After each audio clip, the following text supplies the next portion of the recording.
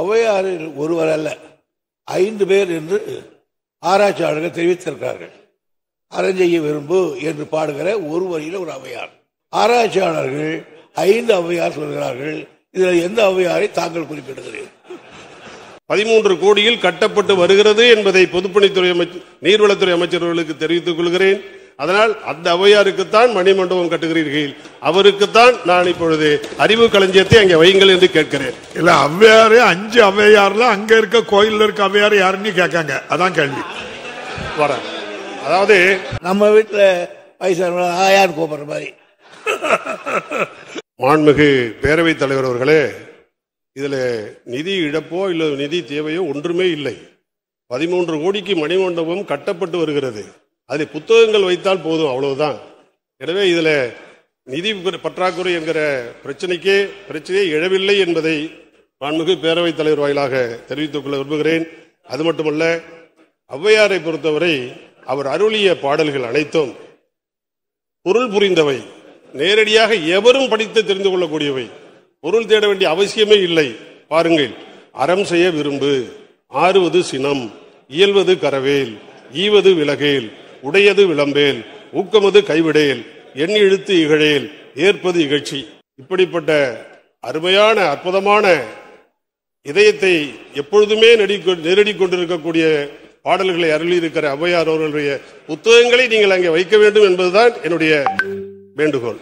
இதை தங்கள் மூலம் பேரவைத் தலைவர் வாயிலாக அவர்கள் பேரவைத் தலைவரே, ஔவையாரில் ஒருவர் அல்ல 5 பேர் என்று ஆராய்ச்சியாளர்கள் தெரிவித்திருக்கிறார்கள்.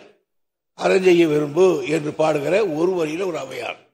ஆனால் புறநாட்டிலே பாடுகிற ஔவையார் வேறு என்றால் நடையே வேறு, பாட்டு வேறு. ஆகையினாலே ஆராய்ச்சியாளர்கள் 5 ஔவையார் சொல்கிறார்கள். இதில் எந்த ஔவையாரை தாங்கள் குறிப்பிடுகிறீர்கள்? மாண்புமிகு உறுப்பினர் OS மணியன். எனது தொகுதியில் துளசியாப்பட்டினம் கிராமத்தில் கோயில் கொண்டிருக்கிற எங்கள் ஊரில் அமைந்திருக்கிற ஔவையாருக்கு மணிமண்டபம் 13 கோடியில் கட்டப்பட்டு வருகிறது என்பதை பொதுப்பணித்துறை நீர்வளத்துறை அமைச்சர்களுக்கு தெரிவித்துக் கொள்கிறேன். அதனால் அந்த ஔவையாருக்குத்தான் மணிமண்டபம் கட்டுகிறீர்கள், அவருக்குத்தான் நான் இப்பொழுது அறிவு களஞ்சியத்தை அங்கே வையுங்கள் என்று கேட்கிறேன். இல்ல, ஔவையாரு 5 ஔவையார்ல அங்க இருக்க கோயில்ல இருக்க ஔவையார் யாருன்னு கேட்காங்க. அதான் கேள்வி. வர அதாவது பேரவைத் தலைவர் அவர்களே, இது நல்ல கேள்வி. அதாவது ஒரு காலத்தில் பாடல்கள் பாடியவர்களை, கவி எழுதியவர்களை எல்லாம் புலவர்கள் என்று அழைத்தார்கள். அது ஆண்பாளுக்கு உரிய சொல்.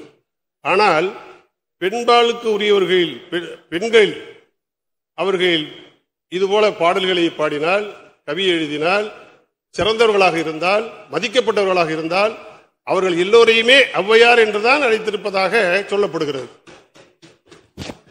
மாண்புமிகு அமைச்சர் அவர்கள். அவை முன்னவர் அவர்கள்.